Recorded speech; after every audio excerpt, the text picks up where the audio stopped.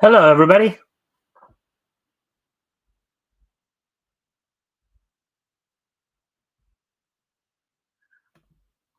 All right, so hope we're on Tuesday here. Hopefully, everybody's good day. We give people a chance to come in. I'm gonna go ahead and turn on some music for a moment. Um, take care of a few things, and then hopefully when I come back, we'll be able to get started. I'll be right back, but I'll put some music on while I'm gone.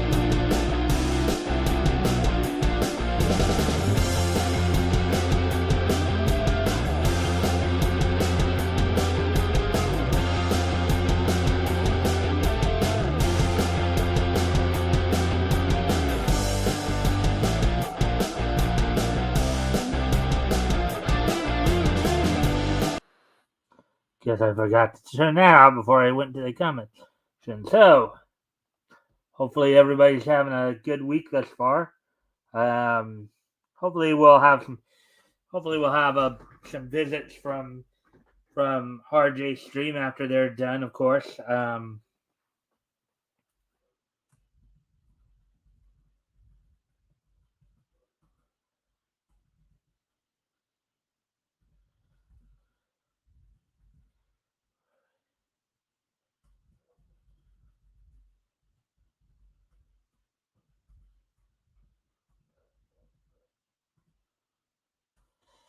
All right. So let's see now.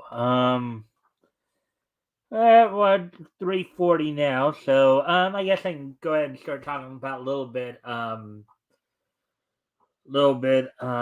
what's on tap for tonight. So of course tonight we will got three articles I'm going to go over. A couple from Bounding in the Comics and one from Bleeding Fool. Let's see. Among the two from Bounding in the Comics include a release date has been set for Kira Toriyama's Sandland. They've confirmed they get a new trailer out and they are confirming the theatrical release date for that. Also, so Taika Waititi is reportedly moving forward with his live action Akira adaptation. That plus we're gonna see a bit of a critique of Dan Jurgens' work on Thor from Bleeding Fool. So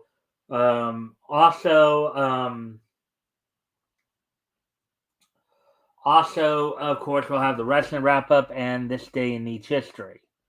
So, with all that being said, let's see, we're just past 5 minutes now, so why don't we go ahead and get started with the articles then? Here we go.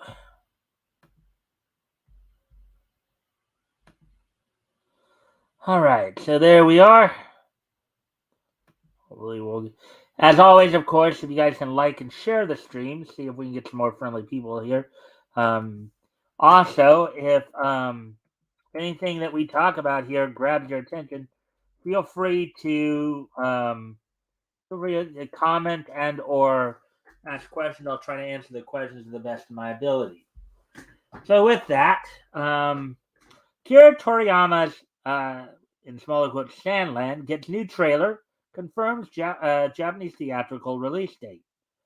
Article by Nerdigans Inc. published April 6th, which is last Thursday, in the anime section here. So it's time to grab your cantinas and pack your best sun protection as Bandai Namco Entertainment has released not only a new trailer for its upcoming theatrical anime adaptation of Akira Toriyama's classic manga Sandland, but also revealed its Japanese premiere date. Taking place in a post-apocalyptic world suffering from extreme drought, Sandland follows a trio consisting of the Prince of Demons, Beelzebub, his demon attendant Thief, and a small town sheriff named Rao, as they set out into the treacherous wastelands in search of the mysterious Phantom Lake. This lake supposedly holds enough water that, should it be found, the world would no longer have to rely on the spotty charity of their greedy king to obtain the precious resource. Hmm. Hmm. And here are some panels from the manga. Hmm.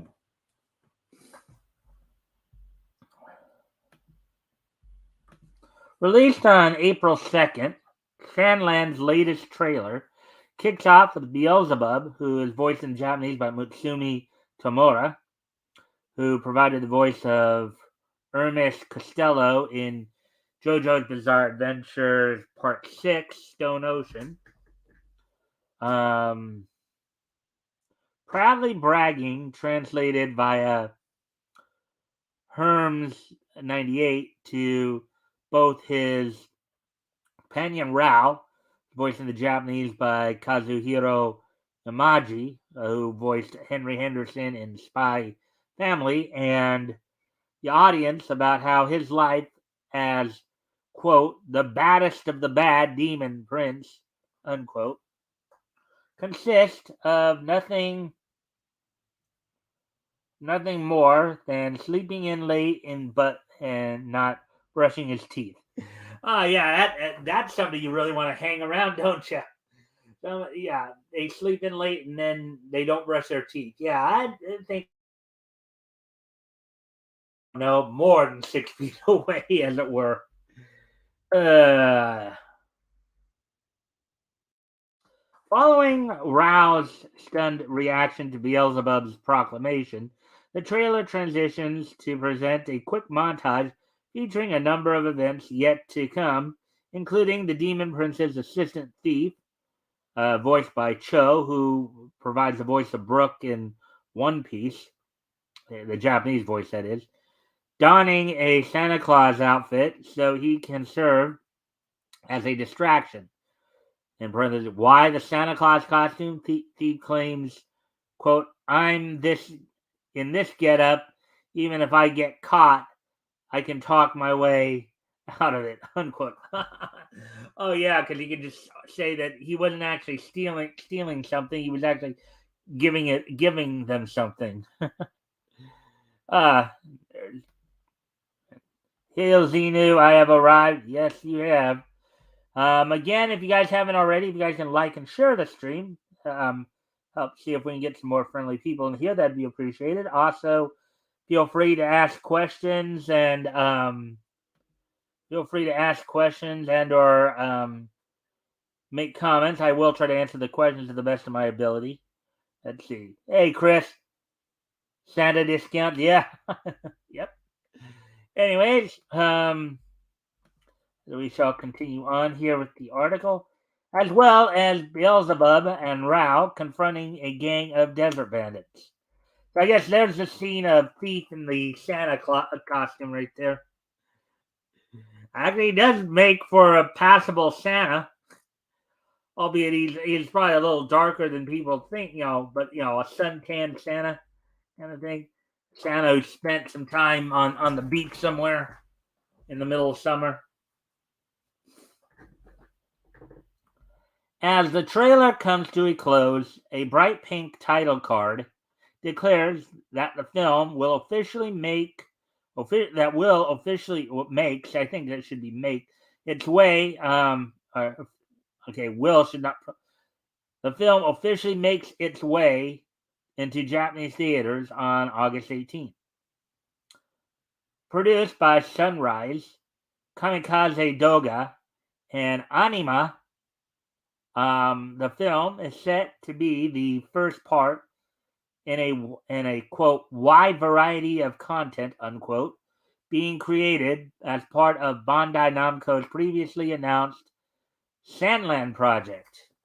Now that's kind of the funny thing about a lot of animes, whether they be movies or TV series. They always put it as project. I think I've seen a number of titles where the term word project after them. The Ghost in the Shell project, the Sandland project, the fairy tale, I've seen used quite a bit. So let's see if there's any more. Again, I am the most frequent viewer, yet everyone else but me is a mod. Well, you just started back, JR. Yeah, they're mods because I made them mod before you even came back here. So,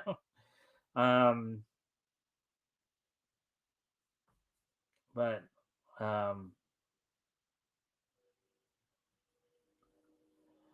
anyways,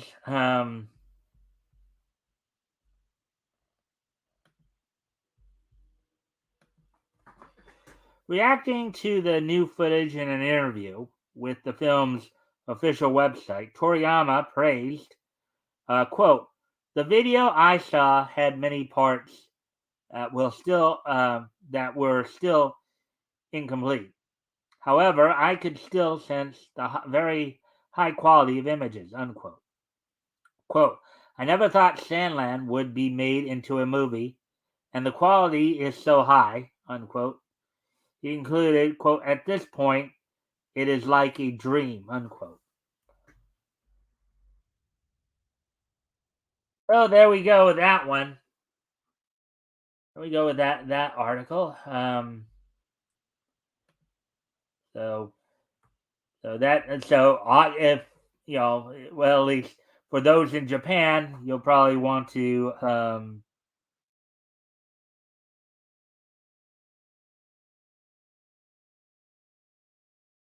Sandland, and I think Toriyama's done a few other things too. I'm pretty sure. I don't remember off the top of my head, but anyways, on to the next article here.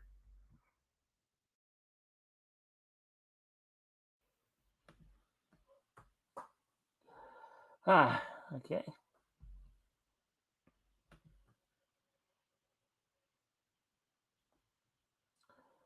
All right, so let's get to the next article here. Second of three. Taika Waititi reportedly moving forward with his live-action Akira adaptation. Quote, "Sounds like all his focus is on that project," unquote. And that's very interesting because Akira, as an anime film back in the late '80s, is probably considered one of the most popular anime films of all time. So making a live action version of it, that thing, knowing Japan the way we do, and their business model, that should be a very successful movie. Article by Spencer McCulley, published April 10th, which was yesterday, in the anime, manga, and movie section. Excuse me a moment. I do have to actually go off camera here for a moment. I'll be right back. I'll put some music on while I'm gone, and then I'll.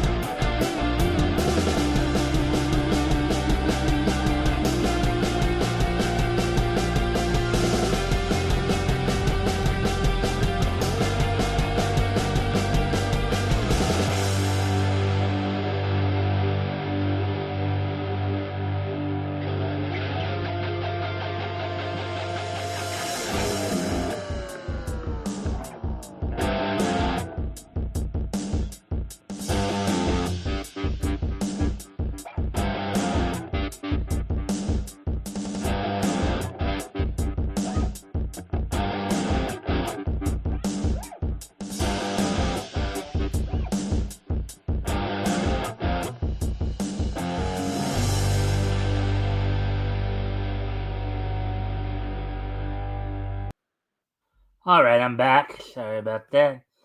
Had to, sometimes stuff happens in your mouth or throat or something like that, and you just have to tend to it. So,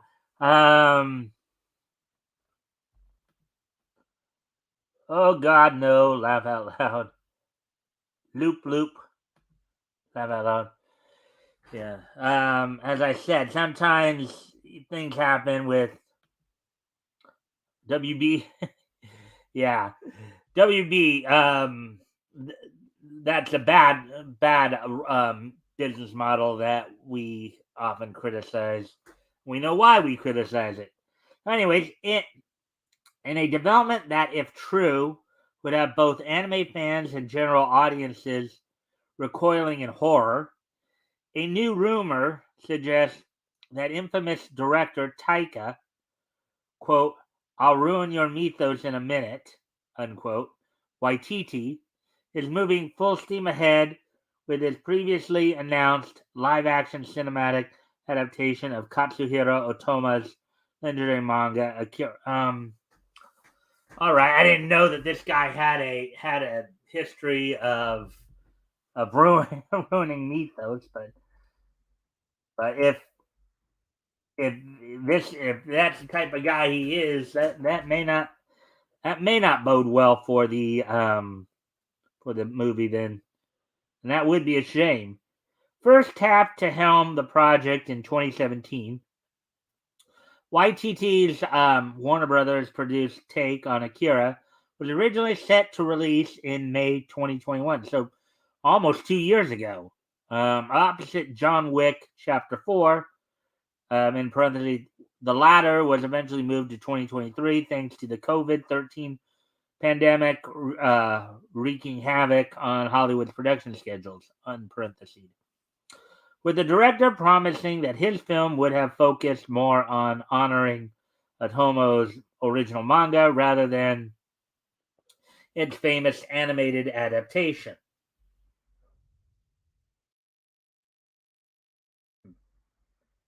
All right, that actually sounds better than quote, "I actually love the books," unquote, YTT told IGN in 2017. When asked about his involvement with the live action film, quote, "Love the movie, but I would not do a remake of the movie. I would do an adaptation of the books." And yeah, so anyway, there's been some chats, in brackets here, about me directing Akira. However, before his adaptation could properly fire its engines and move past preliminary casting discussions, YTT put the entire project on hold in favor of directing his recent disaster, Thor: Love and Thunder. According to sources who allegedly spoke to The Hollywood Reporter, in parentheses here, YTT's temporary exit was also prompted by quote-unquote script development concerns, unparenthesed, okay?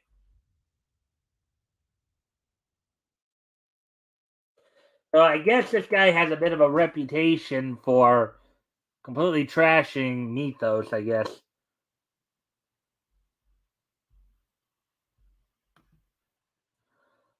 I meant, oh God, no about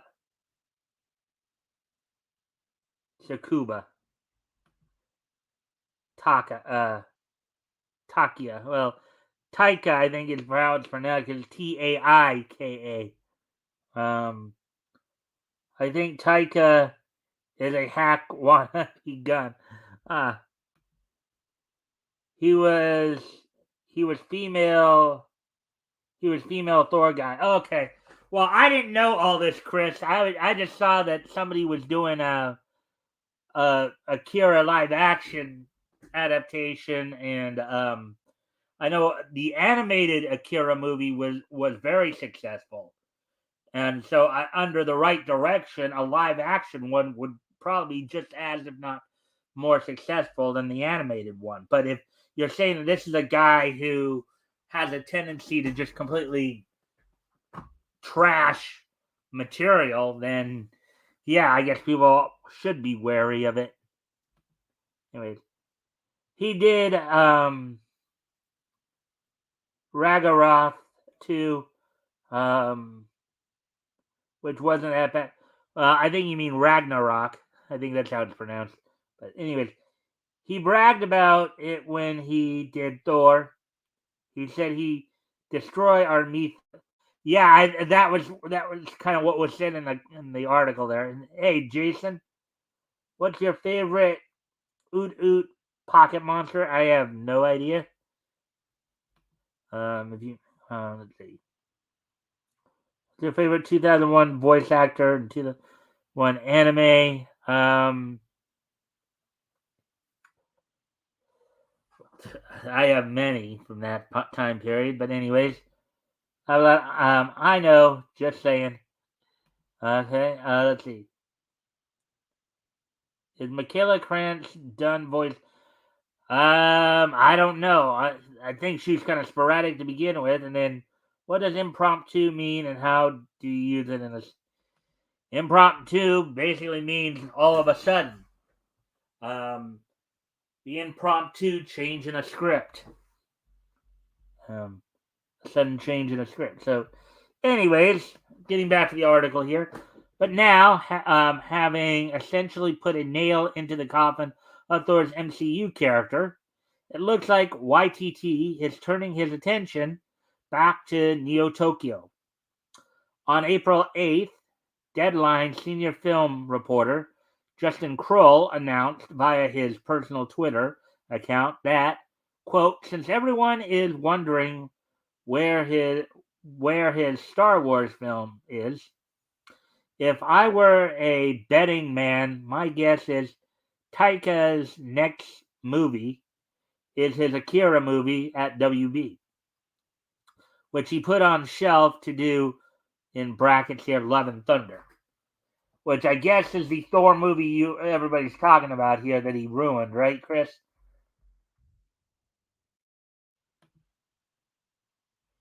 Let's see. What's your favorite Ocean Studios dubbing? Um, I don't have a particular favorite. They all pretty good. Did you watch the short? Yes, I did.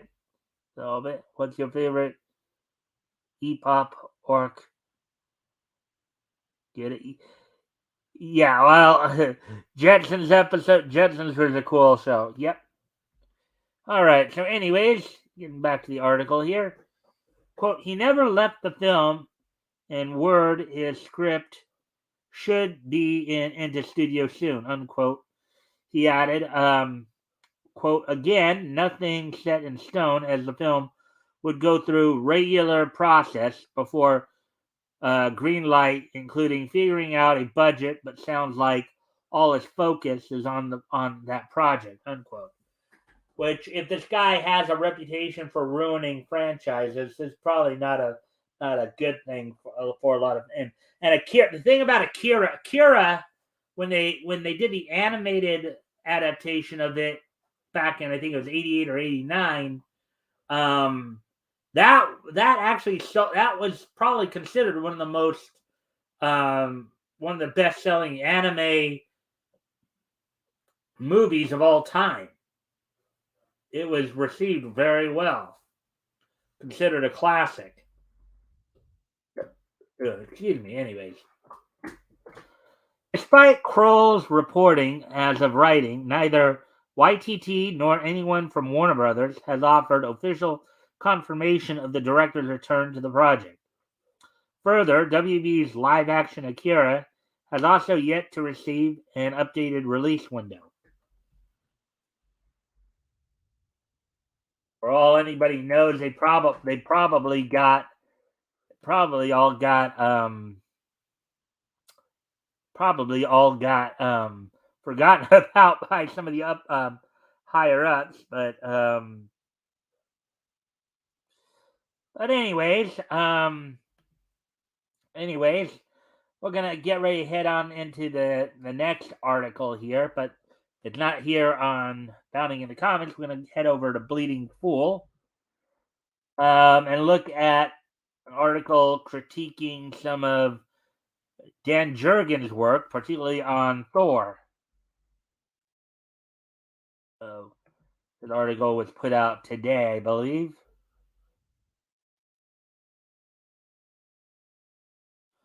Oh, there's the article right there. So,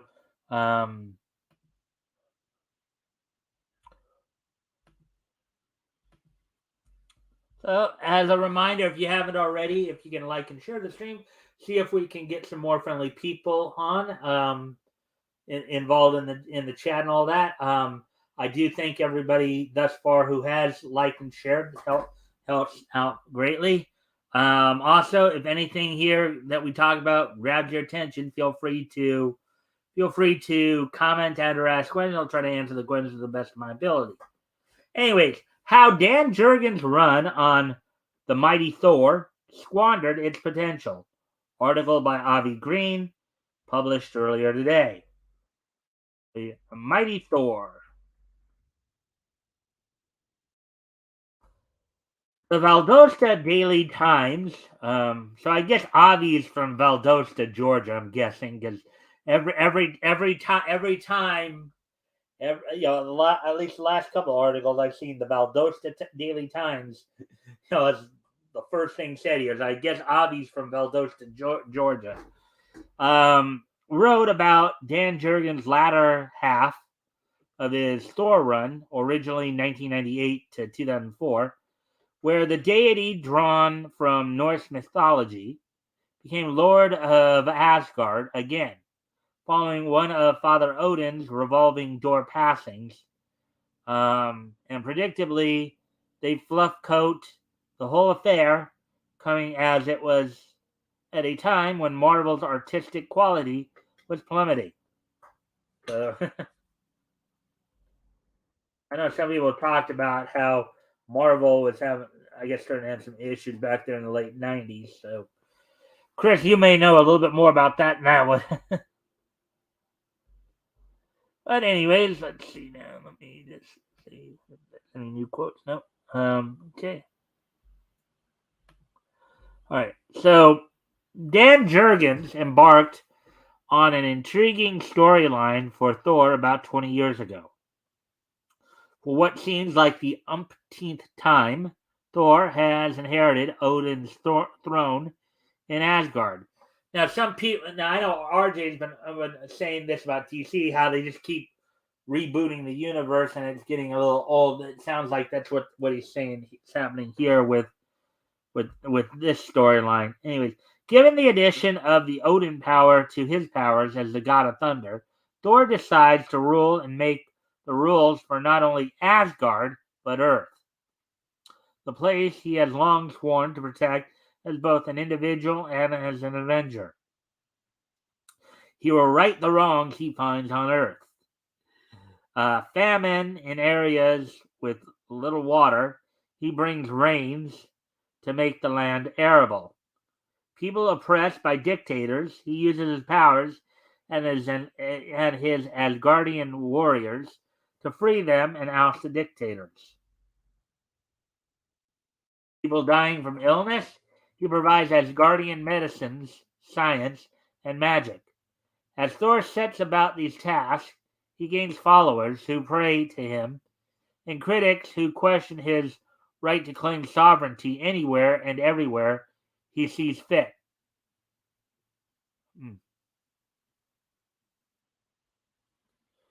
In, quote, The Mighty Thor, Lord of Asgard, Gods of Earth, unquote, Jurgens, along with numerous artists, create a fascinating tale of Marvel Comics Thor, as well as raising questions of the corruption of righteous power and the right to free will.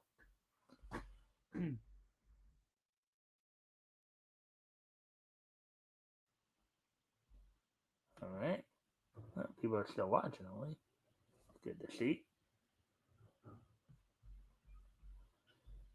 All right, so let's keep going here.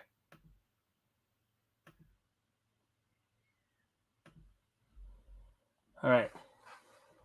As Thor sets about to do right while claiming he has no ambition to start a new religion, he upsets political alliances, angers religious leaders as their traditional followers place their faith with Thor, risks starting wars, etc.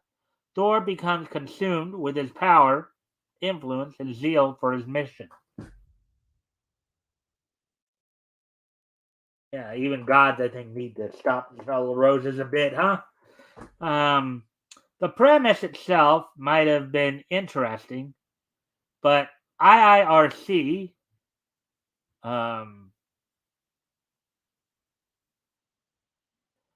it all ended in 2004 with Thor going into death limbo.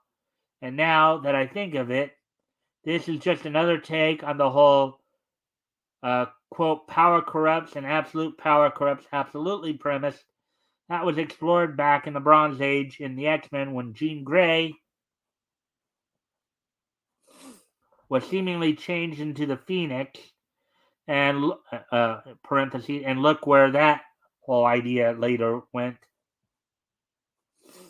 Simply insufferable, according to Avi Green, anyways. What Jurgens accomplished in the first half of his Thor run did not work out in the second part, and it's around the 50th issue that would serve as a good jumping off point.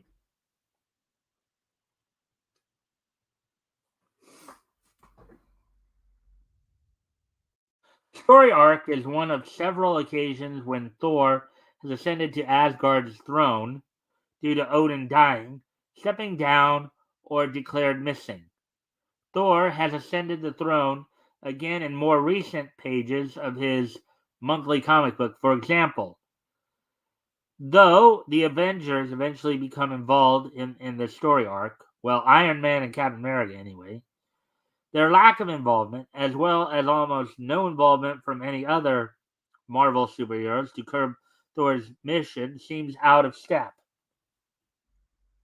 After all, to assure he is available to make immediate changes on Earth, he's moved Asgard to a position floating above New York City. Oh wow. That's interesting, to say the least. Again, if anything catches your attention, guys, feel free to comment or ask questions. I'll try to answer the questions to the best of my ability here. Here, the columnist, at least hints at a problem that metastasized,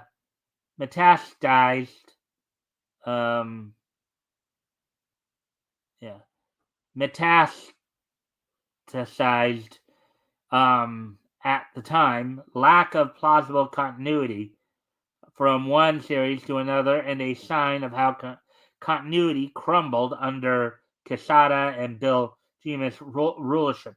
Now, mind you, we did an article yesterday from Avi about Joe Quesada being hired at Amazon to handle a lot of their film adaptations, as it were. So it was very sloppy, but it's long been clear they didn't care. Still, Gods on Earth, in quotes there, raises intriguing questions about the corruption of power and faith versus tangible actions. The storyline worth looking for in back issues or for the collected edition available for order and possibly found rummaging through discount book stacks. But the lowercase lettering, that was a sad staple then, and is still prevalent in some of their books today. I don't think so. When Quesada took over as executive in charge at the time, even the veteran writers working for them at the time were affected in some way, and whatever merit they had prior got lost. Thor was one of the casualties of Quesada's meddling. I have simply no interest in buying the second half of the Jurgens run from the time as a result. All right. So with that, that's all we have in terms of the articles tonight. Hope you guys were enjoyed, found those interesting.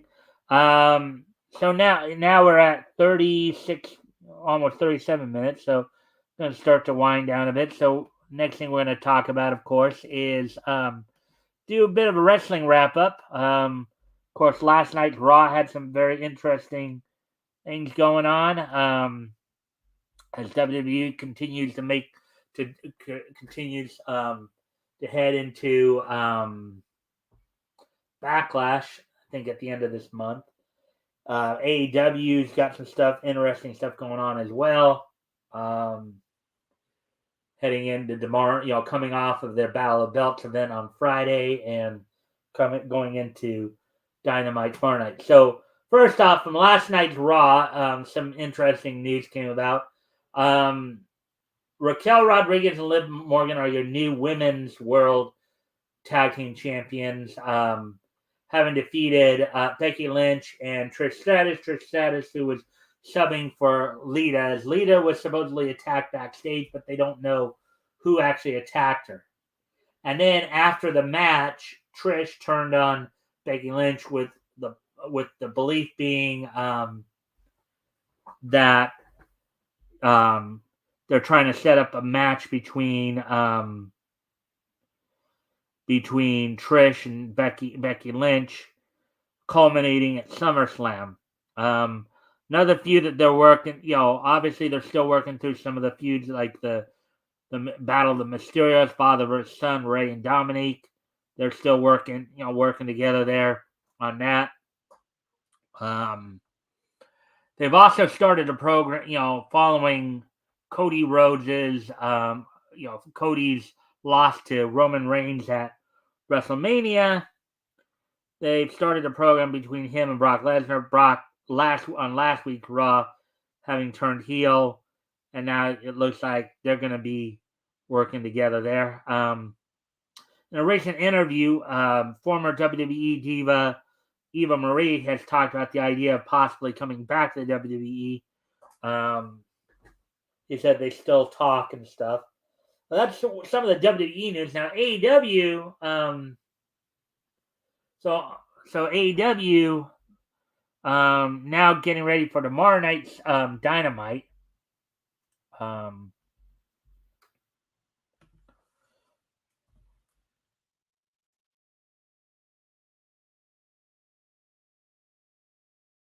AEW's Dynamite tomorrow night. I do know some of the matches that will be on, going on tomorrow night. Let's see. Soon as we. Oh, yeah. So tomorrow night from the University of Milwaukee, University of Wisconsin at Milwaukee Panther Arena, we'll see main event slated for the main event. Orange Cassidy will be defending the international title against Buddy Matthews of the House of Black, as apparently Cassidy and Best Friends are now feuding with the Trios World Champions of the House of Black. Julia Hart will be, of course, in Buddy Matthews' corner. It was just signed that Powerhouse Hobbs will be defending the TNT title against Silas Young. Among some of the other matches include Claudio Castagnoli and John Moxley of the Blackpool Combat Club will be taking on Brandon Cutler and Michael Nakazawa. Swerve Strickland and Darby Allin, two state of Washington natives, will be facing off against each other. Chris Jericho takes on Keith Lee, and in the opening tag match, you have Riho and Sky Blue teaming together to take on two members of the Outcast, Ruby Soho and Tony Storm. So, as AEW continues to make its way towards the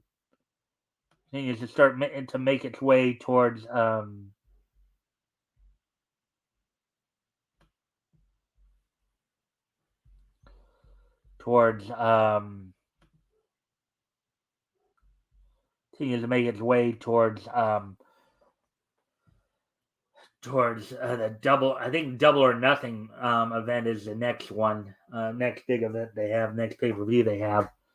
So with that, let's see. And I'll talk more about this, but Impact Wrestling, of course, will have its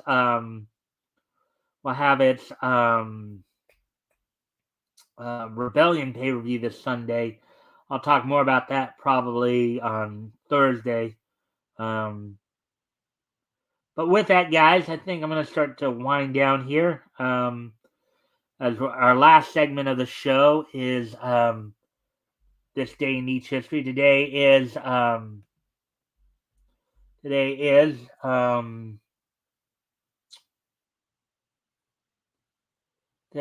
April the 11th, 2023. So why don't we take a look back at this day in each history? Anyways.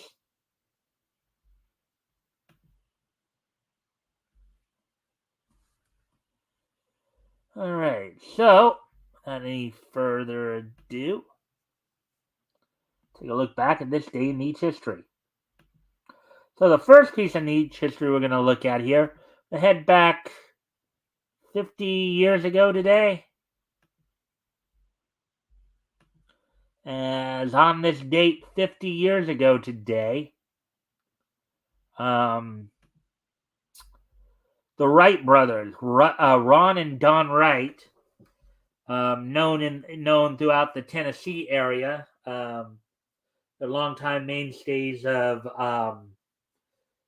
NWA Mid-America, primarily working the eastern portion of the Tennessee territory.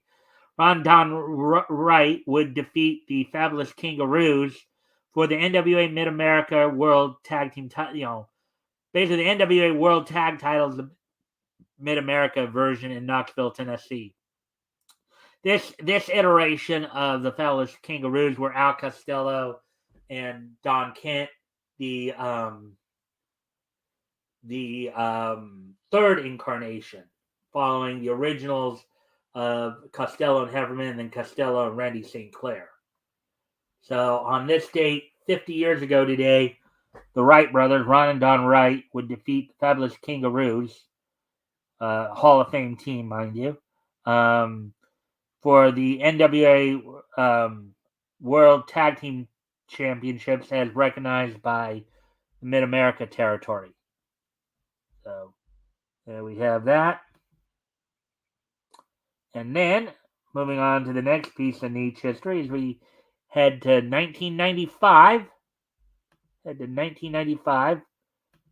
Which would be on this date back in 1995, which would be 28 years ago today. 28 years ago today, the first issue of Ghost from Dark Horse's Comics Greatest World imprint would go on sale on this date back in 1995. This series ran for 36 issues. The first story here was Arcadia Nocturne, Part 1, I guess, or Arcadia Nocturne 1, as written by Eric Luke, penciled by Adam T. Hughes. Mark Farmer did the inking, the lettering done by Steve Haney, and Laverne Kinjeski did the coloring. So on this date, 28 years ago today, back in 1995, the first issue of Ghost from Dark Horse Comics Greatest World imprint, went on sale on this date back in 1995. So, anyways, let's get ready to move on to the next piece of niche history here.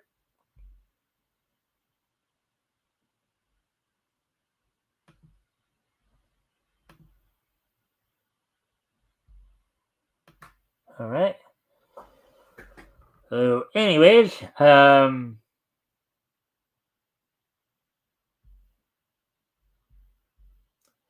ready to move on to the next piece of niche history. Why did I keep doing that? So on, all right, on this date back 15 years ago today, and all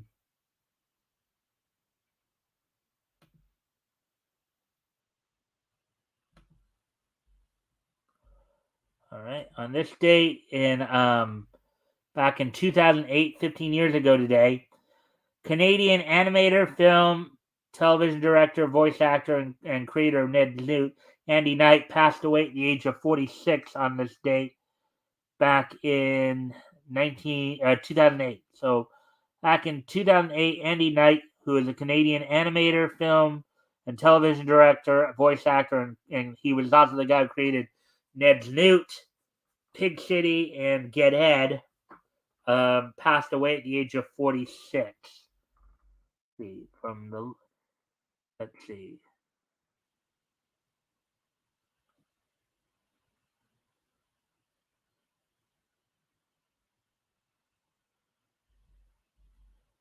He died of a stroke.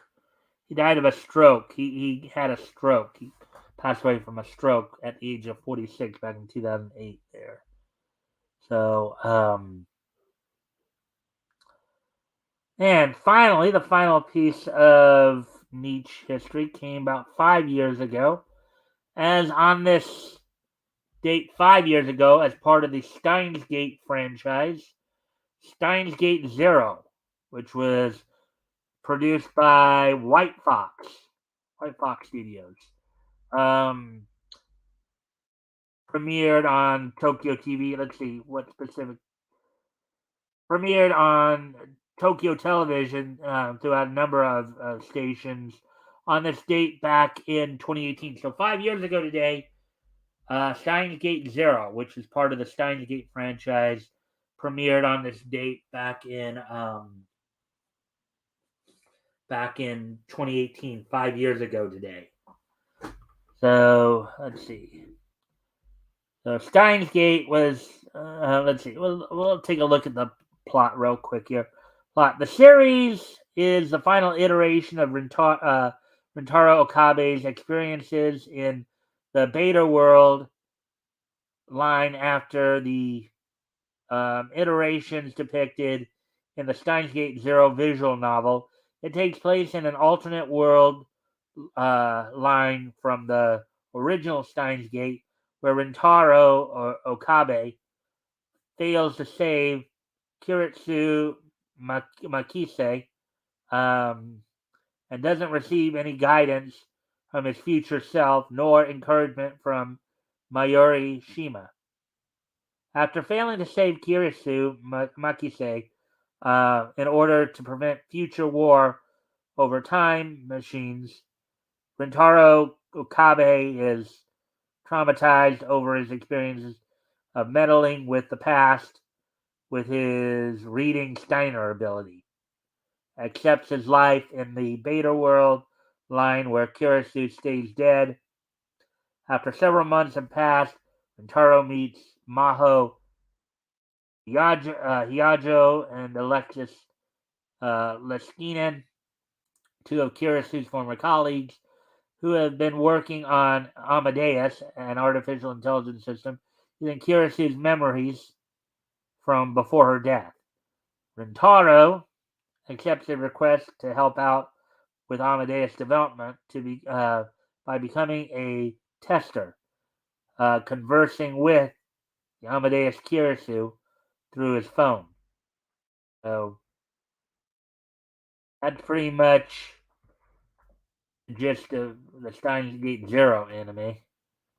Um, so with that, I thank everybody for being here tonight. I hope you guys enjoyed the content. Now, of course, don't forget this Friday. I'll be joined by Rick Piper from Cross Comics as we'll be starting our coverage of October 1939 in terms of our historical comic retrospect. We'll be reading, among other books, we'll be reading from Detective Comics Volume 1, Number 33. We'll be, of course, reading Batman Wars with the Dirigible of Doom. And in that story, of course, prior to the start of the story, they also have a little tidbit, a little bit of a flashback to the Batman and how he came to be. We'll be reading from that, among other stories. And with that, I hope to see everybody back here on not just on Friday, but also tomorrow night for more niche news. And until then, bye.